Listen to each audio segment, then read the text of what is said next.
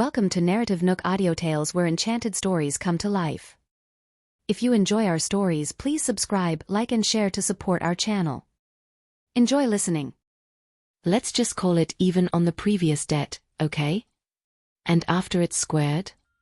Sean could tell his sister was in a sour mood, probably still stewing over the breakup with Timothy. She was clearly not in the best of spirits. What to do? How to cheer her up? His eyes flit to Steward, who was clueless for ideas. Miss Bella was sure to be holding a grudge, especially after Sean had threatened to skin her alive and leave her out at the mountain. How could he possibly make her forget all that and sidestep the issue in such a short time? That's it. There was another connection between Sean and Miss Bella, Ophelia Ormond. With this thought, Steward gave Sean a knowing look, as if he had just concocted the perfect plan. Complimenting Miss Bella's good friend, and throwing in some praises for Miss Bella herself, ought to do the trick, right? Arabella, noticing their covert exchange of glances, was even more convinced they were up to no good.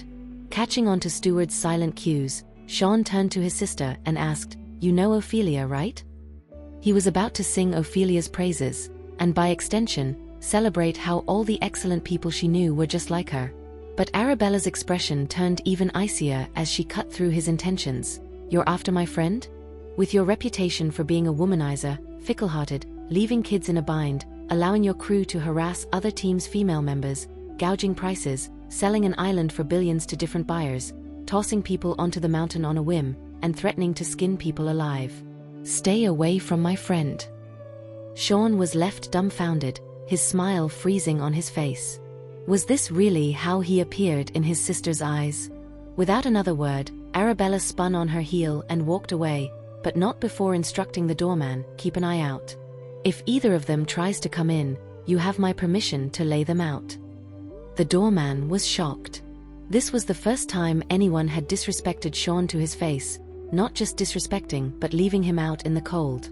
After all these years, who had the guts to give Sean the cold shoulder, let alone chew him out? No wonder Sean was a mess on the outside. It was no surprise that Miss Bella was upset. Wait, no, he didn't hear anything. What Sean was like outside, he had no idea. With that, he shrugged his shoulders and spread his hands in a gesture of helplessness towards Sean and Steward. Tough luck, but with Miss Bella being the family's darling, he didn't dare cross her. If she said they couldn't come in, he'd rather die than leave his post. Steward, too, was staggered by Arabella's tirade and after a moment turned to Sean, swallowing hard.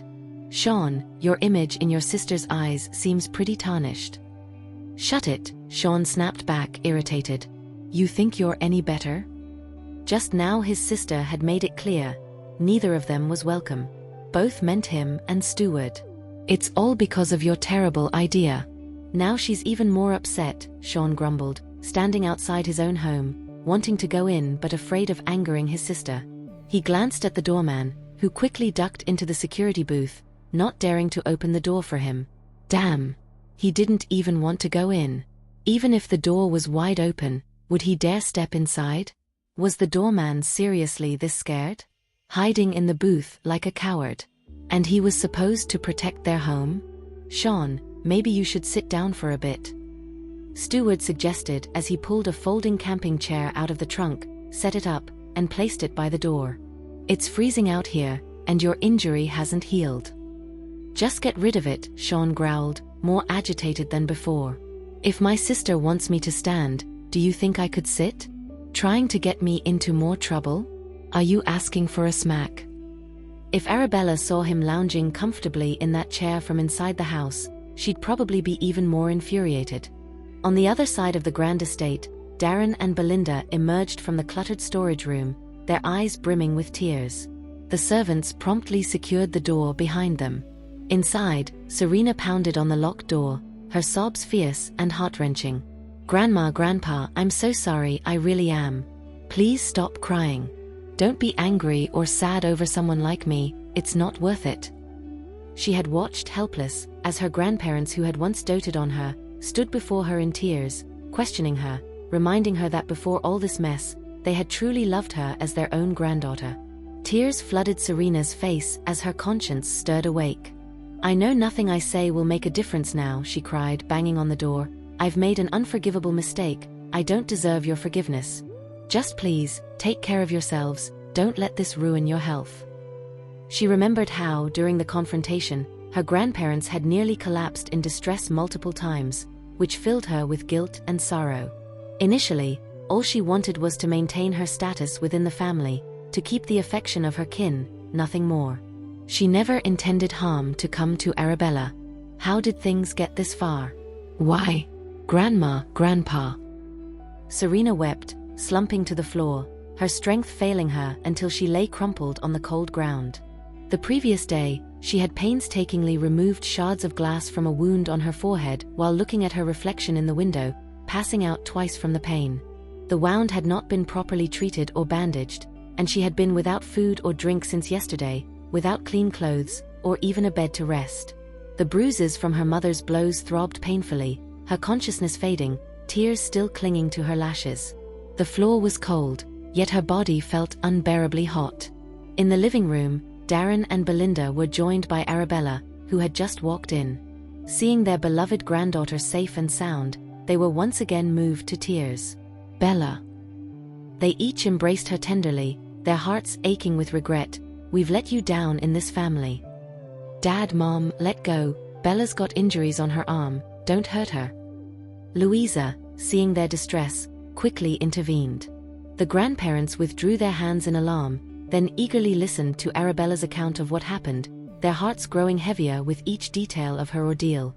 Bard also took a seat beside Arabella, expressing his concern about her injuries and experiences. Eunice brought them freshly brewed tea, and as the adults gathered, she leaned in to whisper to Arabella, "I once said that no matter how many remnants of Doom's influence were left in Dawnstar, I'd root them all out. Now they've been caught, and there are hardly any left. You can enjoy your time in Dawnstar without worry now." "Thanks, Aunt Eunice," Arabella replied, touched that her aunt had been working to eliminate those threats while she was away, realizing how much her aunt truly cared for her.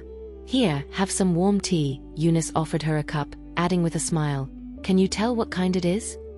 Arabella had recognized it immediately. "Is it that tea we always drink at your place?" "Sharp nose," Eunice chuckled, her lips curving into a smile. "I knew you liked it, so I brought 6 boxes for you this time." Eunice had indeed pulled some strings to gift her niece 6 boxes of an incredibly rare tea. It was a gesture that spoke volumes about the lengths she would go for family. "Thanks, Eunice," Arabella said with a warm smile. "Don't mention it, kiddo. We're family after all," Eunice chuckled, her eyes twinkling with affection. "Go on, drink up while it's hot. Whatever you want, just ask and it's yours." At that moment, through the sliding glass doors leading to the patio, Louisa caught sight of the gardener, Edith, making secretive gestures, beckoning her outside. Not wanting to interrupt the family chat, Louisa excused herself and slipped through the doors to join Edith among the flower beds. "What's going on?" she whispered. "Ma'am, did Sean do something wrong? It's freezing out, and he's been standing outside the front door for over an hour now. I've seen him coughing." Edith's voice was laced with concern. "The holidays are nearly upon us, and it would be terrible if he got sick. If it's because he wasn't here when Miss Bella arrived, surely a stern talking to would suffice? It's below freezing, and he's hardly dressed for it." Louisa was taken aback. Sean's back. When did that happen? Why hadn't she been informed? She hadn't heard a peep from the other servants. "Yes, I've been busy supervising the garden's winter pruning when I noticed Sean still out there." Edith trailed off, visibly puzzled. "You didn't ask him to stand there, did you? What are he and Steward doing out front without coming inside?" Edith was at a loss, and she didn't dare to probe further. "I'll go check it out," Louisa resolved, equally clueless about what Sean and Steward were plotting. Outside, the 2 men were a sorry sight, their lips tinged with the blue of the cold. They had underestimated the chill, having traveled by plane and car in a rush to get back. Sean, coming straight from a hospital visit, hadn't even thought to wear a coat, and now the gentle snowfall was turning into a bitter reminder of their oversight. "Are you going to figure something out or what?" Sean shot an icy look at Steward, his breath forming frosty clouds as he spoke. The cold was biting, and the security guard in the nearby booth was snug in his thick coat and the warmth of a heater. Sean, if I had a way in, I'd have taken it already.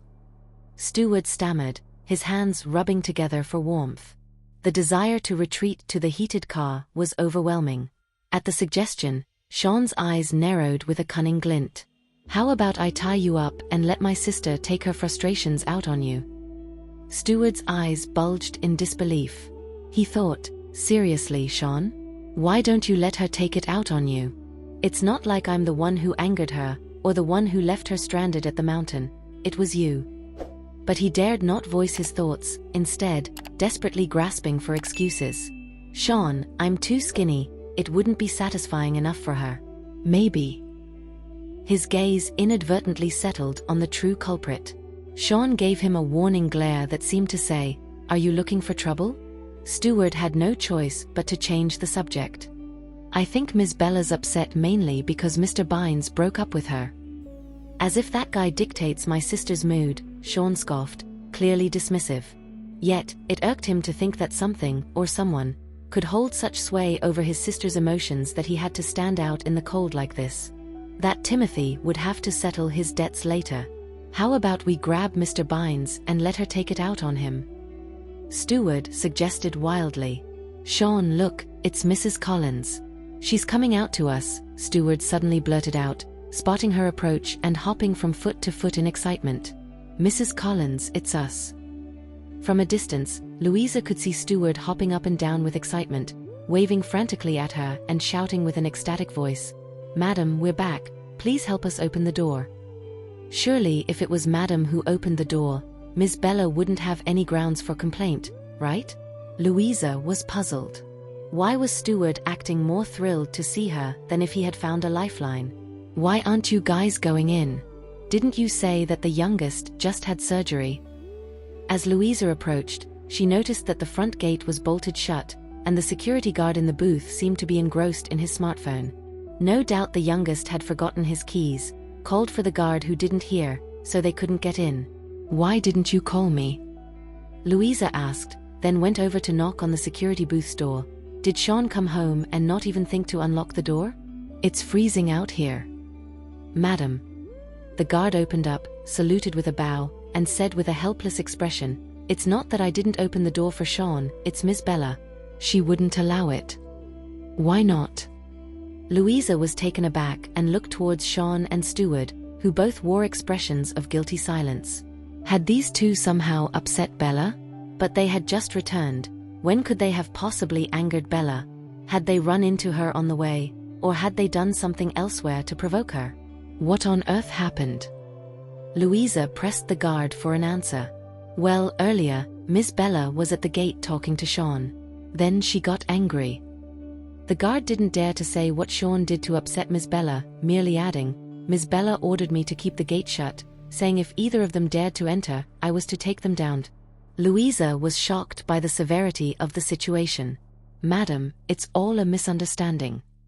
Before Stewart could finish explaining, he saw Madam reaching for a stun baton inside the booth, which made him quickly hide behind Sean, whispering, "Sean, is it too late to ask for leave?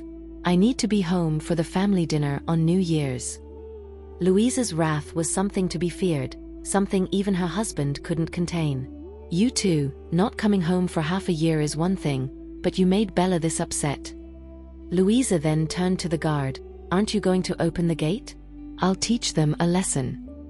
They hadn't even made it inside and had already managed to infuriate their sister.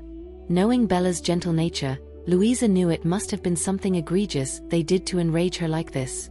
The guard, not wishing to displease Louisa, quickly pressed the button to open the gate, which slowly began to swing open. In this household, Miss Bella was the top priority, which surely placed Louisa a close second. He wouldn't dare cross Madam's wishes. Stewart's eyes widened in disbelief at how unreliable the guard was, not only failing to shield them from Madam but actually fueling the fire by opening the gate for her. As soon as the gate opened, Louisa charged at Sean with the baton. Even though she hadn't turned on the electricity, the blow from the stick would definitely hurt. "Madam, please calm down, Sean's got injuries, you can't hit him." Stewart's plea was cut short as he took the hit meant for Sean. In his haste to shield Sean, he hadn't anticipated Louisa's strength. He yelped in pain, lamenting that Louisa's recent hearty meals had significantly boosted her arm strength. Seeing she had struck the wrong person, Louisa stopped, looking at Sean with a mix of irritation and concern. If Bella wanted you to stand out here, then you'll stay until she cools off. Close the gate. Hey, madam, listen. Steward began, wanting to say he didn't mind, but he thought they should at least let Sean in. After all, Sean had been standing out there for quite a while. But the moment he caught the razor-sharp glare from Louisa, his bravado melted into a sheepish stammer. Take care now. Cool off. No need to stoop to our level. Louisa stormed out, leaving an aching steward to rub his sore arm and turn to Sean. What do we do now, Sean? Even Louisa wouldn't bail them out. Sean was at a loss, so he whipped out his cell and texted David, the usual go-to guy for clever schemes. Got any tricks up your sleeve to cheer up Bella? Barely a second passed before his phone buzzed with a barrage of shocked, popcorn-munching, and roaring laughter emojis from David. Sean shot back, none too pleased. Are you asking for a smackdown?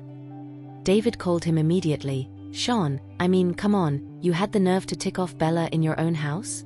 You've got some guts, buddy. I won't even start on the fact that she could send you flying with a roundhouse kick. Sean's frown deepened. So everyone knew sis is a martial arts whiz but me? Guess you should visit more often. I've always said that listing Bella's talents could fill nights on end. Got any bright ideas then? Sean, why do I hear a chill in your voice? You cold? She didn't lock you out, did she? David could almost picture Sean's scowl when silence answered him. No way, Sean, don't tell me I'm right? Are you literally out in the cold? Keep laughing, will you? David struggled to contain his mirth. No, I'm not laughing at you. I'm the master at making sis happy. You came to the right guy. But hey, there's this cool sports car about to hit the market, and I'm torn about the color. Let me decide, and I'll get back to you. Sean caught the hint. Pick one, I'll buy it for you. David was floored by Sean's unexpected generosity, thinking he might as well fleece Sean while he's at it. Sean, just so you know, it's $5 million. I said it's on me. So you'll transfer the money now? David was keen on sealing the deal. I need to make a down payment. Sean hung up and wired the $5 million to David's account. A notification chimed on David's phone confirming the transaction. Spill it now. Sean was getting impatient, not so much about the cold but worried his sister might take the argument to heart.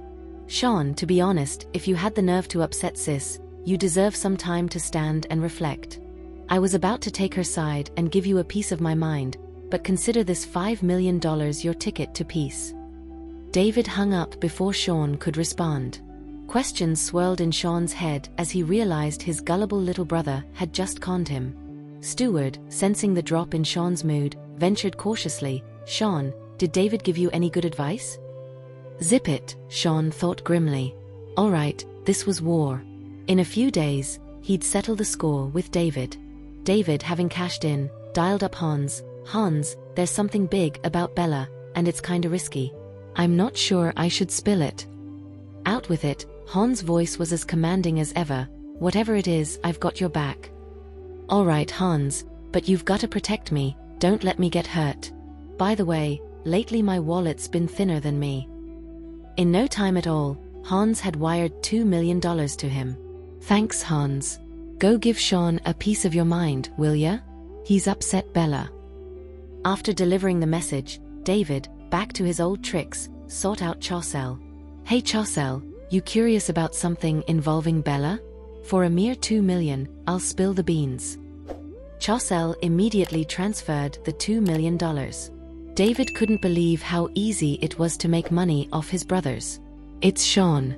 He's been bullying Bella. Go give him what for. Next, he went to Clark. Clark man, we've got trouble. Someone's got Bella all riled up, and I need $2 million for the courage to talk. Clark transferred the money without hesitation. All right, spill it. Who's the jerk bothering my little sister? It's Sean. Time to go have a word with him. Flush with cash, David transferred a cool $11 million to his sister's account, feeling on top of the world. Bella, here's some spending money for you. The holidays are around the corner, go treat yourself to some new clothes. Day after tomorrow, I'll be home to hang with you, can't wait to see you. Arabella was a bit dazed receiving such a large sum out of the blue. David, you don't have to keep sending me money. I'm fine. Besides, you work so hard for it. No, Bella, making this money was a breeze, seriously, no sweat. You deserve it. He had contemplated saying a good word for Sean, but then thought better of it.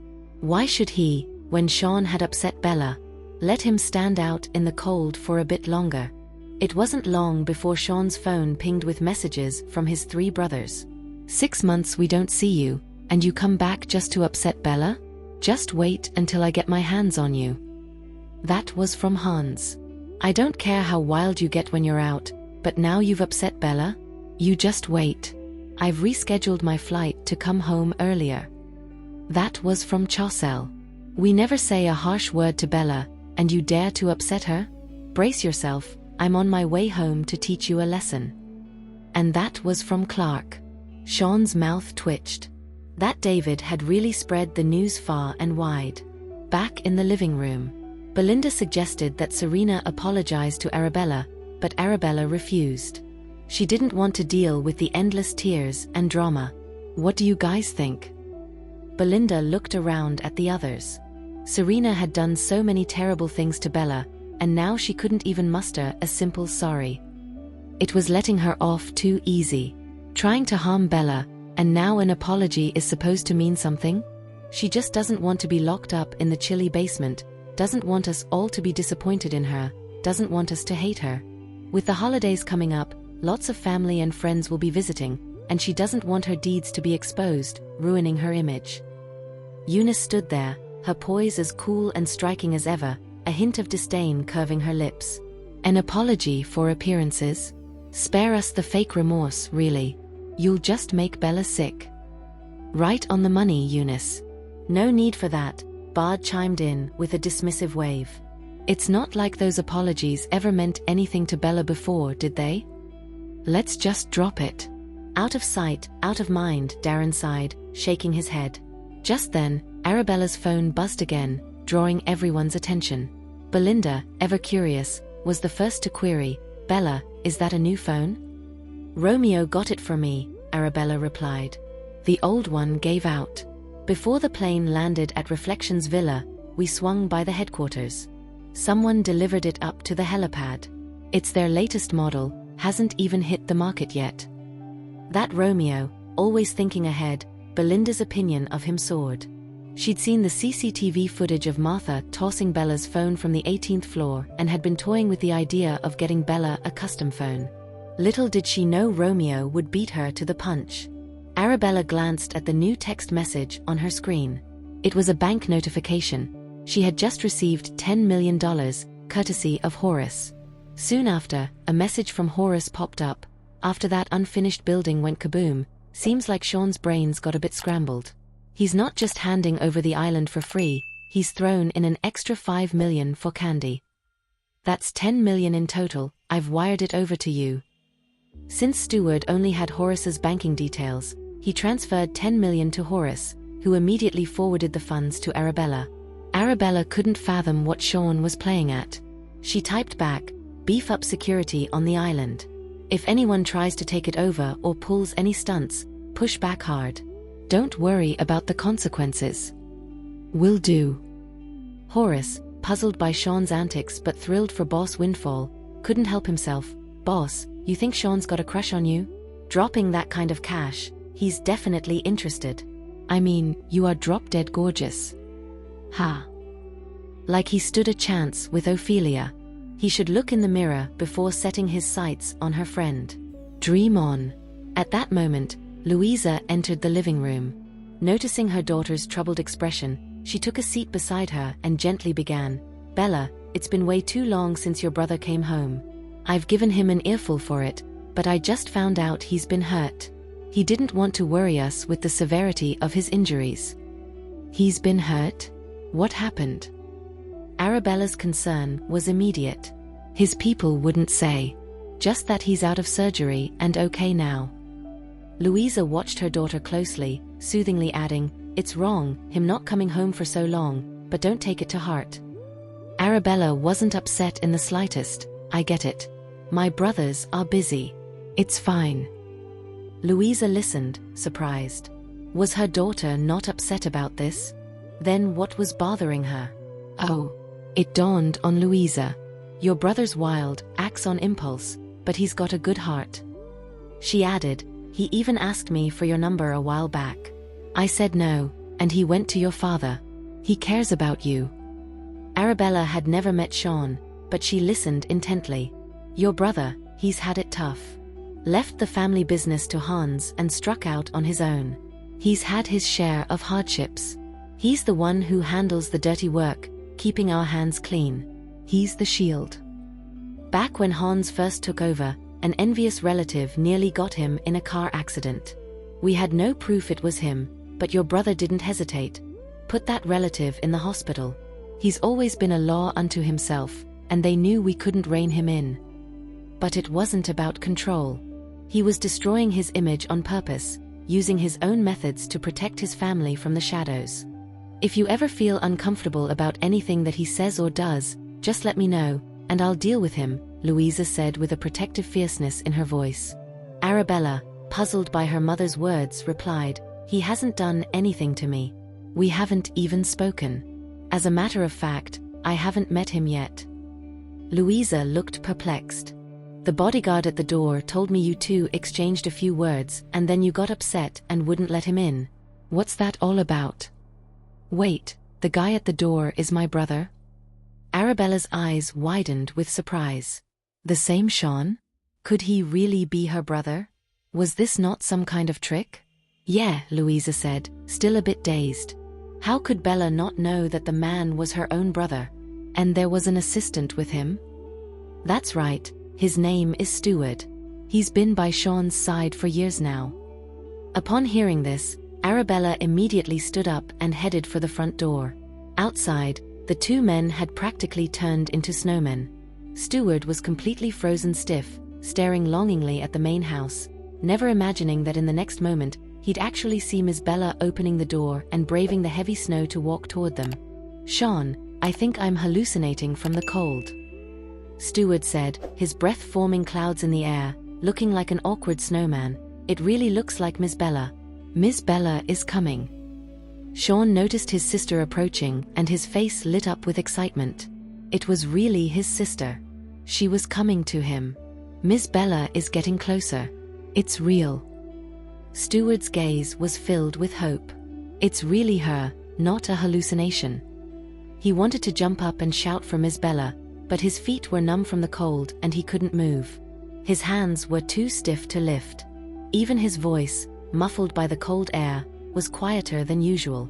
Miss Bella, please let us in. Steward pleaded, chattering teeth and all, mustering all his energy to shout, Sean's injured. Arabella reached the gate, where the security guard quickly came out to salute. Miss Bella, I remembered your instructions and didn't let them in. Open the gate. The guard thought he had misheard, but seeing Miss Bella's resolute face, he immediately pressed the button to open the gate. Finally, Sean could come in. It had been such a struggle. The guards secretly rejoiced for him. The gate slowly swung open on both sides. The man who was once so cocky and proud now seemed to have deflated a bit in her presence, his expression even showing a hint of careful appeasement. He tried to step forward, but his feet were frozen solid, too stiff to take a step. Steward gave him a push, and Sean managed to move forward, asking with joy, Bella, you're not mad anymore? Arabella scrutinized the man in front of her. Are you really my brother? The real deal, Sean assured her, patting his chest.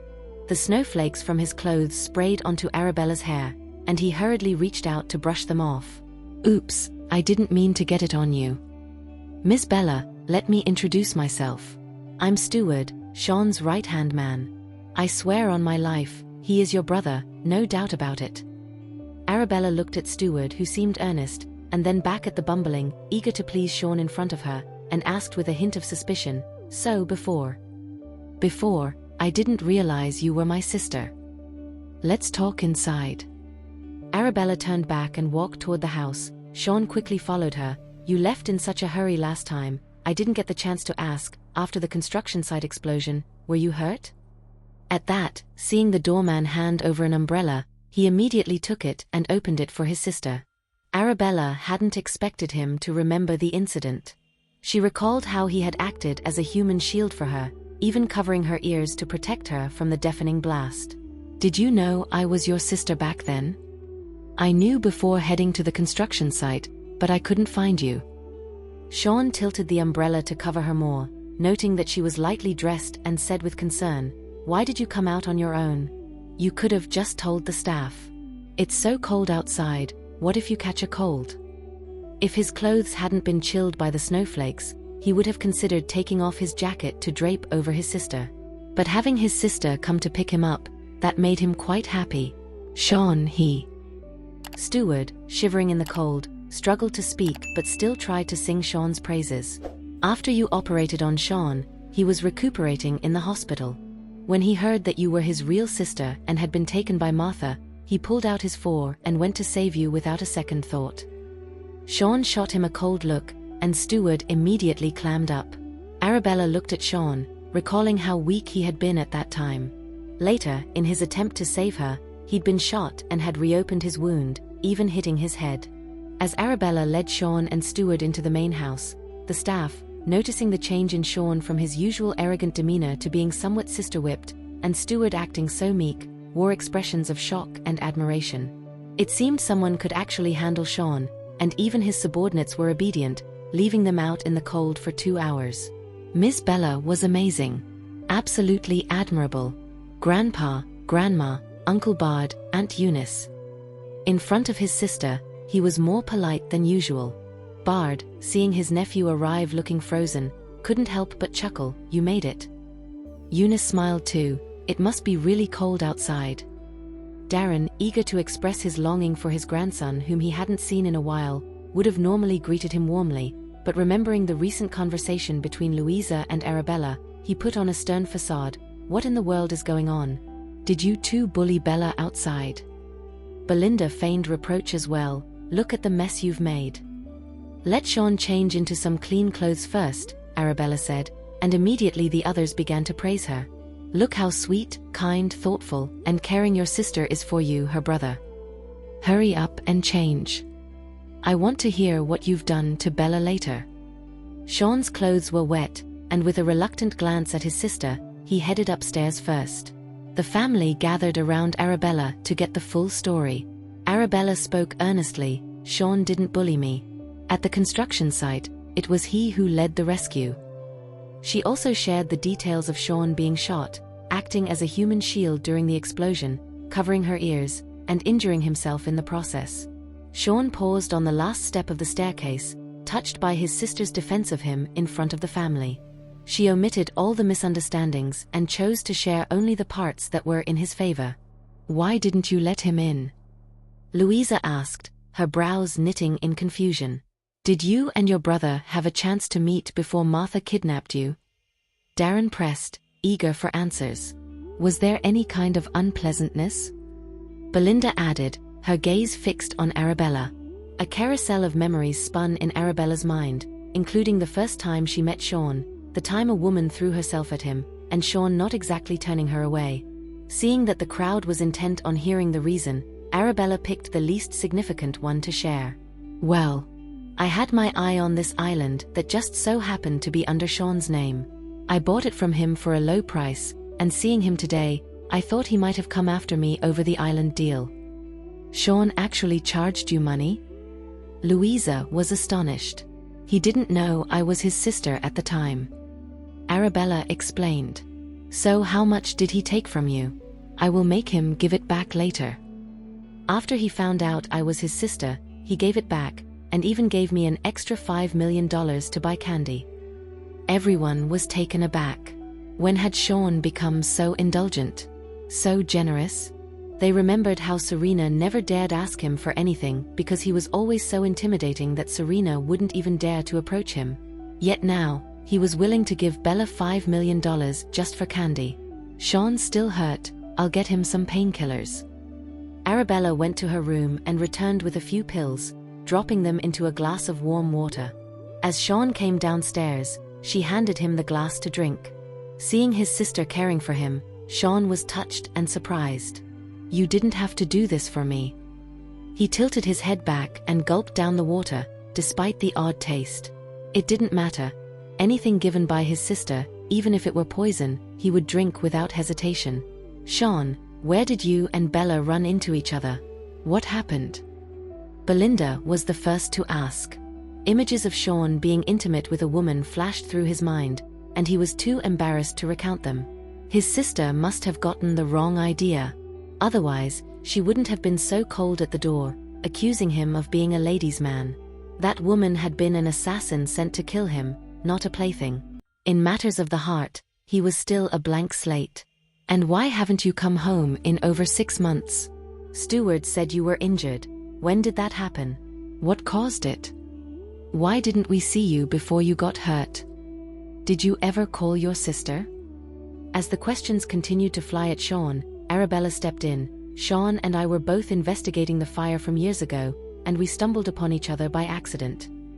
Suddenly, everyone seemed to have a clearer picture of the situation. "I had people look into that clinic fire back in the day, and they couldn't find anything." Belinda was surprised that her children had managed to uncover so much, even exposing Martha and Eric's identities. The apple doesn't fall far from the tree indeed. "And you came home without a gift for your sister?" Louisa was a bit upset, seeing him empty-handed. She had reminded him time and again to bring a gift for his sister. "I did." Sean immediately glanced at Steward. "I'll get it." Steward, who had just sneezed, was about to fetch the gift when Arabella handed him a small medicine bottle. "There are 2 more pills in there for the cold." Steward looked at the unlabeled bottle and, though skeptical, accepted it with gratitude. "Thank you, Miss Bella." The trust in Arabella's medical expertise was evident in his voice. For listening. If you have enjoyed this story, please like and share so others can see it too. Also hit the subscription button and notification bell so you can be notified on our next release. Thank you for your support. God bless you.